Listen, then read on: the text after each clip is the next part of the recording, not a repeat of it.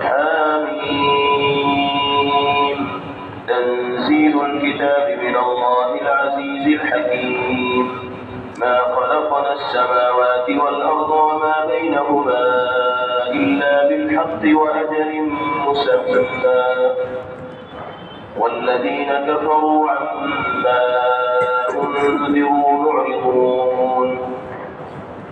قل أرأيتم ما تدعون من دون الله أروني ماذا خلقوا من الأرض أم لهم شرك في السماوات ائتوني بكتاب من قبل هذا أو أثارة من علم إن كنتم صادقين. ومن أضل ممن يدعو من دون الله من لا يستجيب له إلى يوم القيامة وهم عن دعائهم غافلون. وإذا حشر الناس كانوا لهم أعداء وكانوا بعبادتهم كافرين. وإذا تتلى عليهم آياتنا بينات قال الذين كفروا للحق لما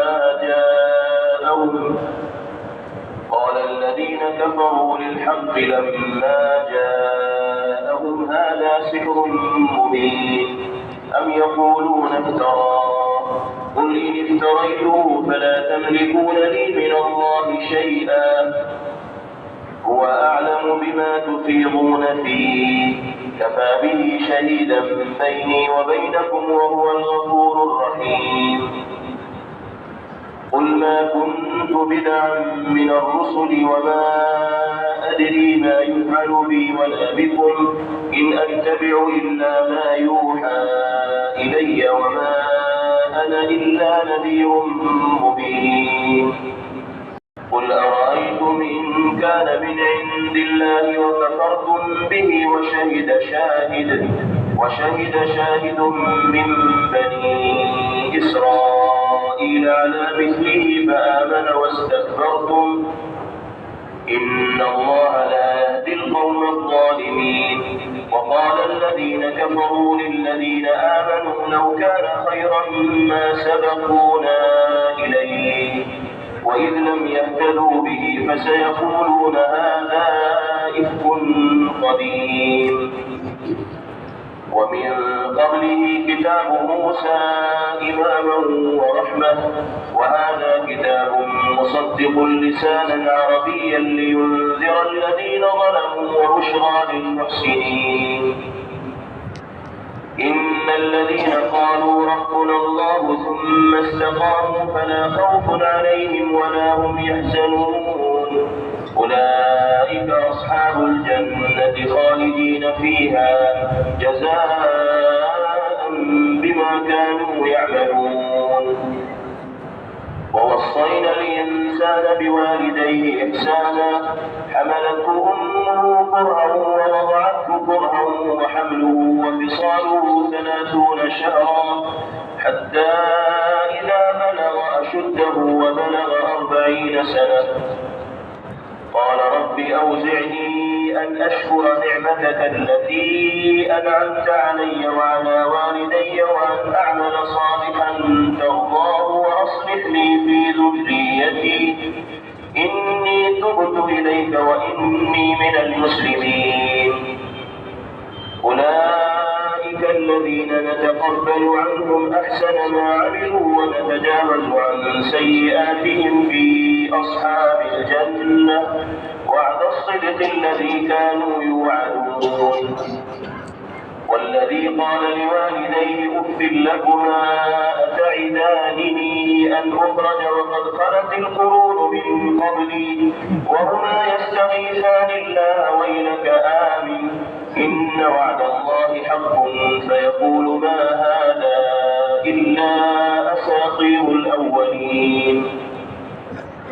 أولئك الذين حق عليهم القول في قد خلت من قبلهم من الجن والإنس إنهم كانوا خاسرين. ولكل درجات مما عملوا وليوفيهم أعمالهم وهم لا يظلمون. ويوم يعرض الذين كفروا على النار في حياتكم الدنيا واستمتعتم بها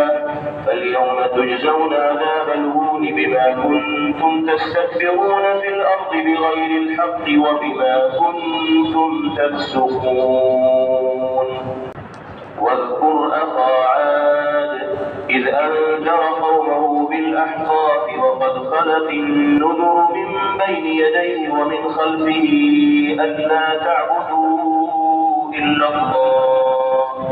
إني أخاف عليكم عذاب يوم عظيم. قالوا أجئتنا لتأفكنا عن آلهتنا فأتنا بما تعدنا إن كنت من الصادقين. قال إنما العلم عند الله وأبلغكم ما أرسلت به ولكني أراكم قوما تجهلون. فلما رأوه عارضا مستقبل أوديتهم قالوا هذا عارض ممطرنا بل هو ما استعجلتم به ريح فيها عذاب أليم تدمر كل شيء بأمر ربها فأصبحوا لا يرى إلا مساكنهم كذلك نجزي القوم المجرمين. ولقد مكناهم في ماء مكناكم فيه وجعلنا لهم سمعا وأبصارا وأفئدة فما أغنى عنهم سمعهم ولا أبصارهم ولا أفئدتهم من شيء إذ كانوا يجحدون بآيات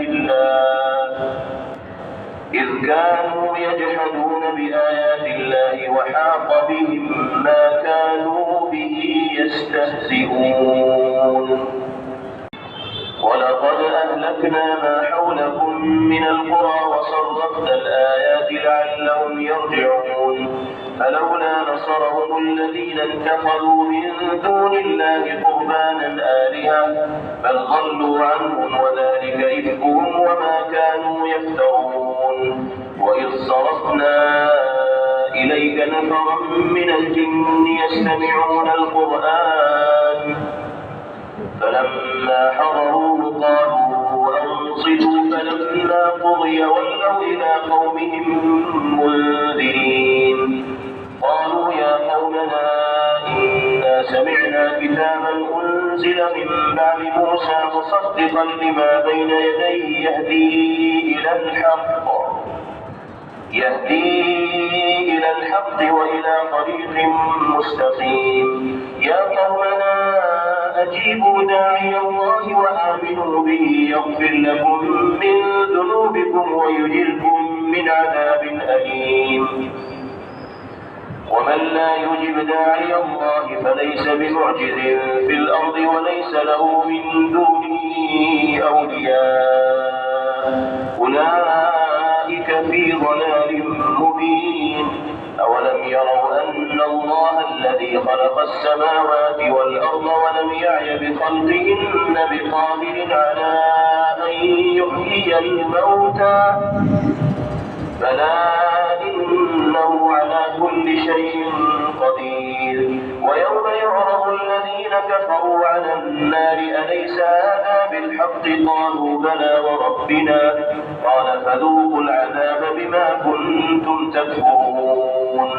فاصبر كما صبر أولو العزم من الرسل ولا تستعجل لهم كأنهم يوم يرون ما يوعدون لم يلبثوا إلا ساعة من نهار بلاغ فهل يهلك إلا القوم الفاسقون. الذين كفروا وصدوا عن سبيل الله أضل أعمالهم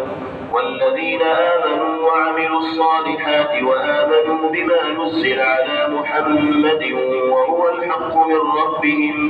كفر عنهم سيئاتهم وأصلح بالهم. ذلك بأن الذين كفروا اتبعوا الباطل وأن الذين آمنوا اتبعوا الحق من ربهم كذلك يضرب الله للناس أمثالهم فإذا لقيتم الذين كفروا فضرب الرقاب حتى إذا أثخنتموهم فشدوا الوثاق فإما منا بعد وإما فداء حتى تضع الحرب أوزارها ذلك ولو يشاء الله لانتصر منهم ولكن ليبلو بعضكم ببعض والذين قتلوا في سبيل الله فلن يضل أعمالهم سيهديهم ويصلح بالهم ويدخلهم الجنة عرفها لهم يا أيها الذين آمنوا إن تنصروا الله ينصركم ويثبت أقدامكم والذين كفروا فتعسا لهم وأضل أعمالهم ذلك بأنهم كرهوا ما أنزل الله فأحبط أعمالهم أفلم يسيروا في الأرض فينظروا كيف كان عاقبة الذين من قبلهم دمر الله عليهم وللكافرين أمثالها ذلك بأن الله مولى الذين آمنوا وأن الكافرين لا مولى لهم إن الله يدخل الذين آمنوا وعملوا الصالحات جنات تجري من تحتها الأنهار والذين كفروا يتمتعون ويأكلون كما تأكل الأنعام والنار مثوى لهم وكأين من قرية هي أشد قوة من قريتك التي أخرجتك أهلكناهم فلا ناصر لهم أفمن كان على بينة من ربه كمن زين له سوء عمله واتبعوا أهواءهم مثل الجنة التي وعد المتقون فيها أنهار من ماء غير آسن وأنهار من لبن لم يتغير طعمه وأنهار من خمر لذة للشاربين وأنهار من عسل مصفى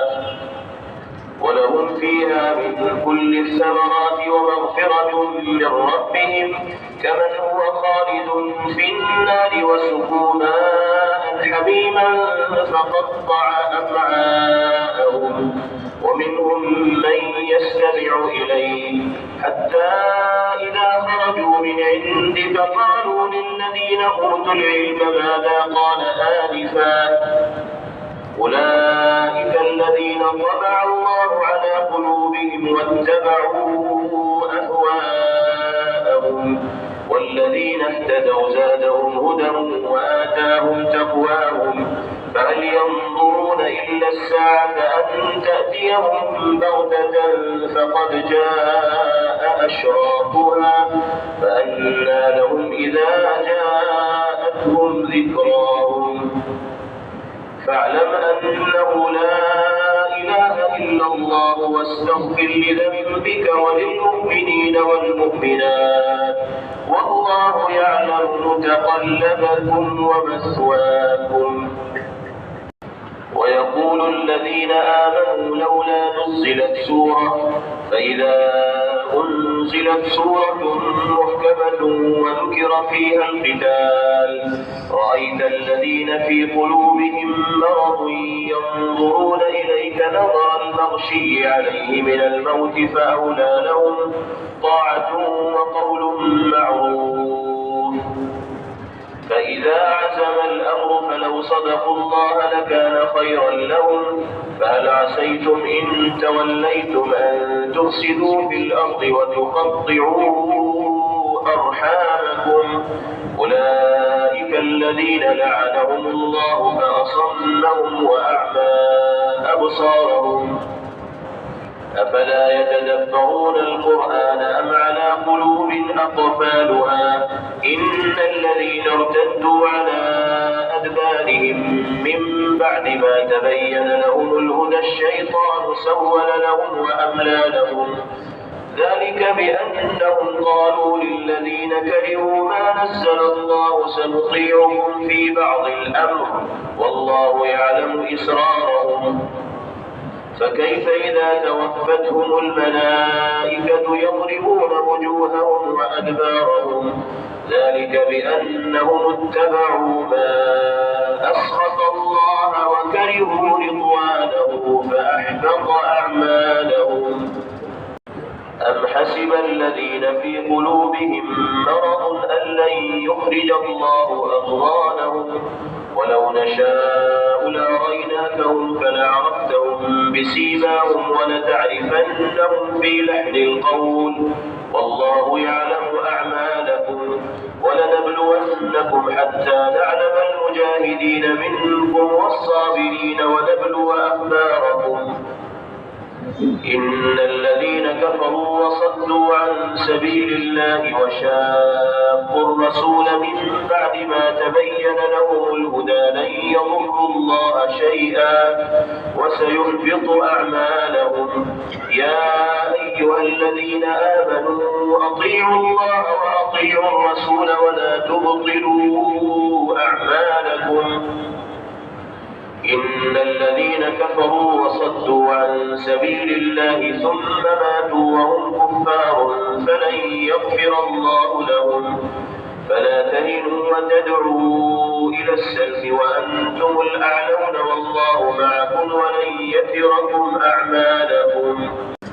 إنما الحياة الدنيا لعب ولهو وإن تؤمنوا وتتقوا يؤتكم أجوركم ولا يسألكم أموالكم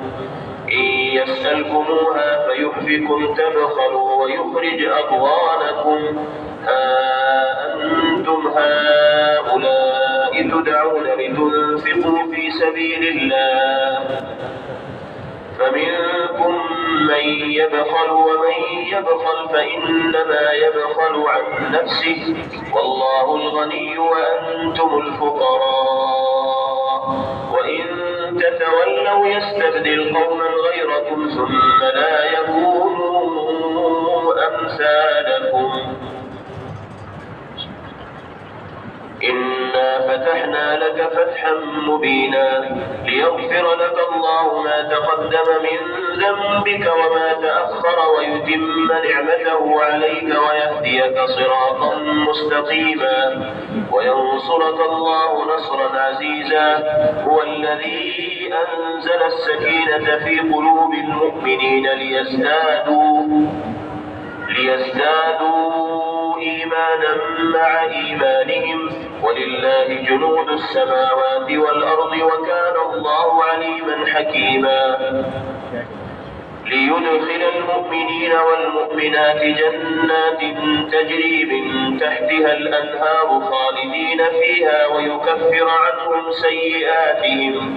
وكان ذلك عند الله فوزا عظيما ويعذب المنافقين والمنافقات والمشركين والمشركات الظانين بالله ظن السوء عليهم دائرة السوء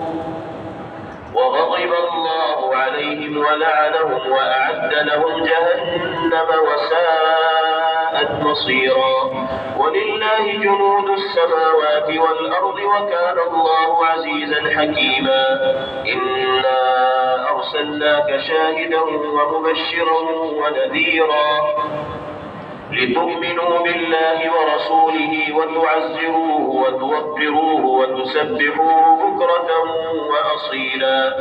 إن الذين يبايعونك إنما يبايعون الله يد الله فوق أيديهم فمن نكث فإنما ينكث على نفسه ومن أوفى بما عاهد عليه الله فسيؤتيه أجرا عظيما سيقول لك المخلفون من الأعراب شغلتنا أموالنا وأهلنا فاستغفر لنا يقولون بألسنتهم ما ليس في قلوبهم قل فمن يملك لكم من الله شيئا إن أراد بكم ضرا أو أراد بكم نفعا بل كان الله بما تعملون خبيرا بل ظننتم أن لن ينقلب الرسول والمؤمنون إلى أهليهم أبدا وزين ذلك في قلوبكم وظننتم ظن السوء وكنتم قوما بورا ومن لم يؤمن بالله ورسوله فإنا أعتدنا للكافرين سعيرا ولله ملك السماوات والأرض يغفر لمن يشاء ويعذب من يشاء وكان الله غفورا رحيما سيقول المخلفون إذا انطلقتم إلى مغانم لتأخذوها ذرونا نتبعكم يريدون أن يبدلوا كلام الله قل لن تتبعونا كذلكم قال الله من قبل فسيقولون بل تحسدوننا بل كانوا لا يفقهون إلا قليلا قل للمخلفين من الأعراب ستدعون إلى قوم أولي بأس شديد تقاتلونهم أو يسلمون فإن تطيعوا يؤتكم الله أجرا حسنا وإن تتولوا كما توليتم من قبل يعذبكم عذابا أليما ليس على الأعمى حرج ولا على الأعرج حرج ولا على المريض حرج ومن يطع الله ورسوله يدخله جنات تجري من تحتها الأنهار ومن يتول يعذبه عذابا أليما لقد رضي الله عن المؤمنين إذ يبايعونك تحت الشجرة فعلم ما في قلوبهم فأنزل السكينة عليهم وأثابهم فتحا قريبا ومغانم كثيرة يأخذونها وكان الله عزيزا حكيما وعدكم الله مغانم كثيرة تأخذونها فعجل لكم هذه وكف أيدي الناس عنكم ولتكون آية للمؤمنين ويهديكم صراطا مستقيما وأخرى لم تقدروا عليها قد أحاط الله بها وكان الله على كل شيء قديرا ولو قاتلكم الذين كفروا لولوا الأدبار ثم لا يجدون وليا ولا نصيرا سنة الله التي قد خلت من قبل ولن تجد لسنة الله تبديلا وهو الذي كف أيديهم عنكم وأيديكم عنهم ببطن مكة من بعد أن أظفركم عليهم وكان الله بما تعملون بصيرا هم الذين كفروا وصدوكم عن المسجد الحرام والهدي معكوفا أن يبلغ محله ولولا رجال مؤمنون ونساء مؤمنات لم تعلموهم أن تطؤوهم فتصيبكم منهم معرة بغير علم ليدخل الله في رحمته من يشاء لو تزيلوا لعذبنا الذين كفروا منهم عذابا أليما إذ جعل الذين كفروا في قلوبهم الحمية حمية الجاهلية فأنزل الله سكينته على رسوله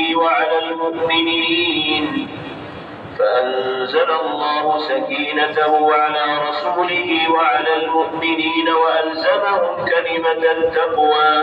وكانوا أحق بها وأهلها وكان الله بكل شيء عليما لقد صدق الله رسوله الرؤيا بالحق لتدخلن المسجد الحرام إن شاء الله آمنين محلقين رؤوسكم ومقصرين لا تخافون فعلم ما لم تعلموا فجعل من دون ذلك فتحا قريبا هو الذي أرسل رسوله بالهدى ودين الحق ليظهره على الدين كله وكفى بالله شهيدا محمد رسول الله والذين معه أشداء على الكفار رحماء بينهم تراهم ركعا سجدا يبتغون فضلا من الله ورضوانا سيماهم في وجوههم من أثر السجود ذلك مثلهم في التوراة ومثلهم في الإنجيل كزرع أخرج شطأه فآزره فاستغلظ على سوقه يعجب الزراع ليغيظ بهم الكفار وعد الله الذين آمنوا وعملوا الصالحات منهم مغفرة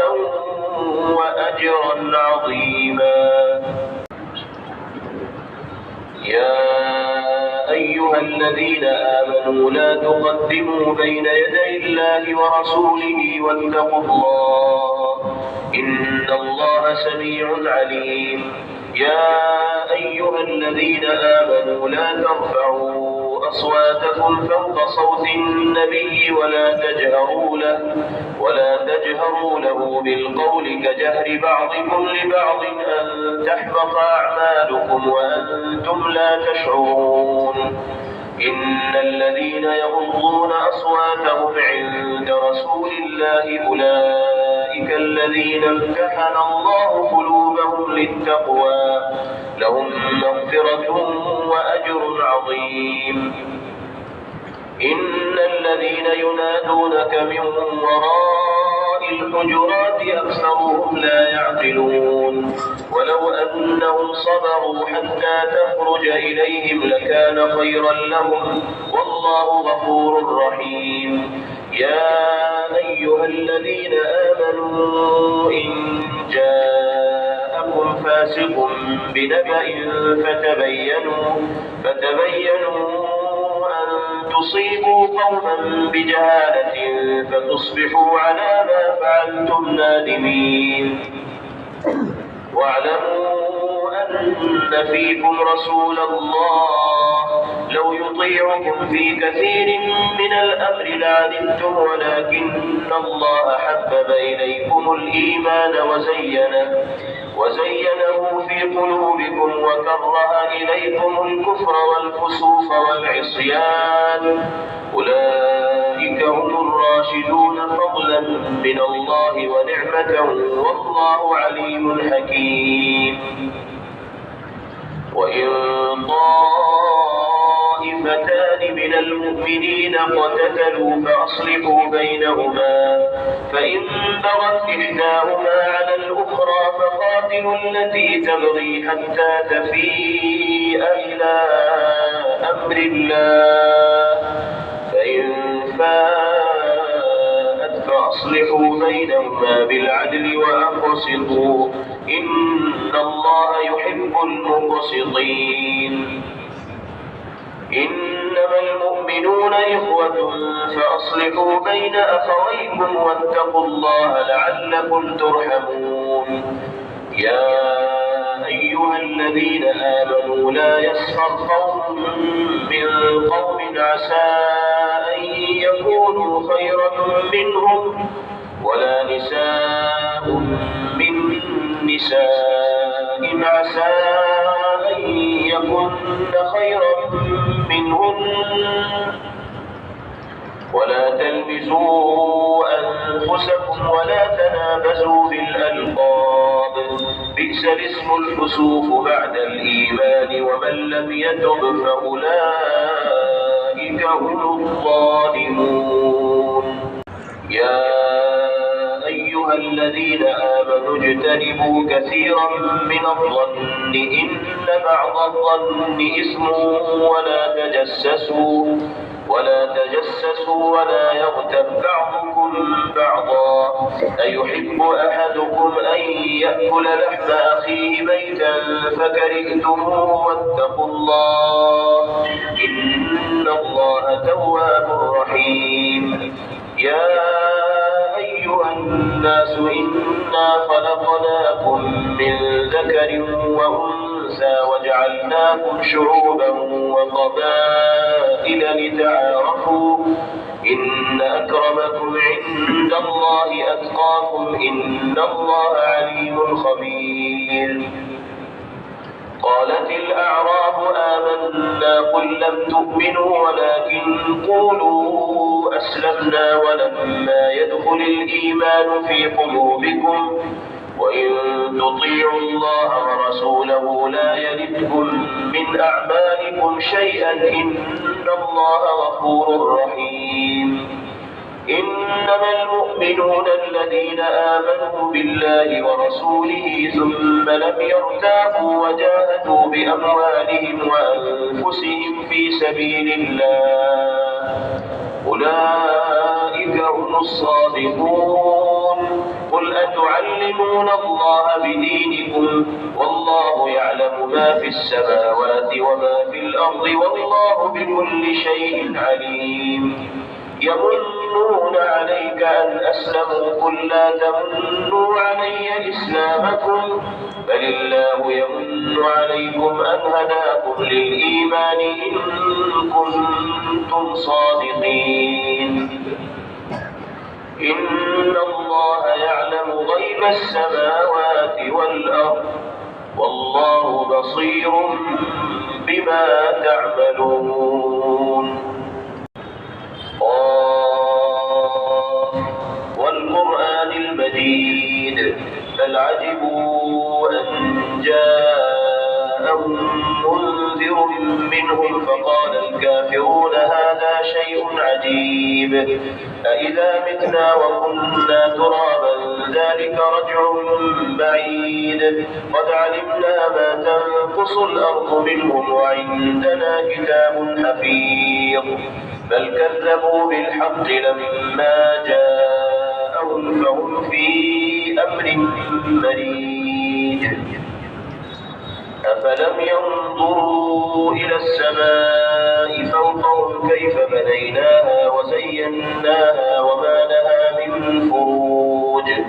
والأرض مددناها وألقينا فيها رواسي وأنبتنا فيها من كل زوج بهيج تبصرة وذكرى لكل عبد منيب.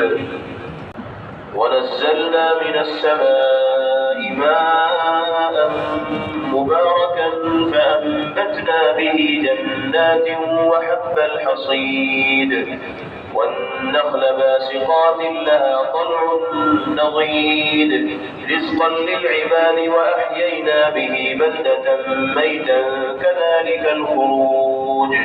كذبت قبلهم قوم نوح وأصحاب الرس وثمود وعاد وفرعون وإخوان لوط وأصحاب الأيكة وقوم تبع كل كذب الرسل فحق وعيد. أفعينا بالخلق الأول بل هم في لبس من خلق جديد. ولقد خلقنا الإنسان ونعلم ما توسوس به نفسه ونحن أقرب إليه من حبل الوريد إذ يتلقى المتلقيان عن اليمين وعن الشمال قعيد ما يلفظ من قول إلا لديه رقيب عتيد. وجاءت سكرة الموت بالحق ذلك ما كنت منه تحيد ونفخ في الصور ذلك يوم الوعيد. وجاءت كل نفس معها سائق وشهيد. لقد كنت في غفلة من هذا فكشفنا عنك غطاءك فبصرك اليوم حديد. وقال قرينه هذا ما لدي عتيد ألقيا في جهنم كل كفار عنيد مناع للخير معتد مريب الذي جعل مع الله إلها آخر فألقياه في العذاب الشديد قال قرينه ربنا ما أطغيته ولكن كان في ضلال بعيد قال لا تختصموا لدي وقد قدمت إليكم بالوعيد ما يبدل القول لدي وما أنا بظلام للعبيد يوم نقول لجهنم هل امتلأت وتقول هل من مزيد وأزلفت الجنة للمتقين غير بعيد هذا ما توعدون لكل أواب حفيظ من خشي الرحمن بالغيب وجاء بقلب منيب ادخلوها بسلام ذلك يوم الخلود لهم ما يشاءون فيها ولدينا مزيد وكم أهلكنا قبلهم من قرن هم أشد منهم بطشا فنقبوا في البلاد هل من محيص إن في ذلك لذكرى لمن كان له قلب أو ألقى السمع وهو شهيد ولقد خلقنا السماوات والأرض وما بينهما في 6 أيام وما مسنا من لغوب فاصبر على ما يقولون وسبح بحمد ربك قبل طلوع الشمس وقبل الغروب ومن الليل فسبحه وأدبار السجود واستمع يوم ينادي المناد من مكان قريب يوم يسمعون الصيحة بالحق ذلك يوم الخروج إنا نحن نحيي ونميت وإلينا المصير يوم تشقق الأرض عنهم سراعا ذلك حشر علينا يسير نحن أعلم بما يقولون وما أنت عليهم بجبار فذكر بالقرآن من يخاف وعيد. Thanks for watching. Don't forget to like, comment, share and subscribe to Al Wahid channel.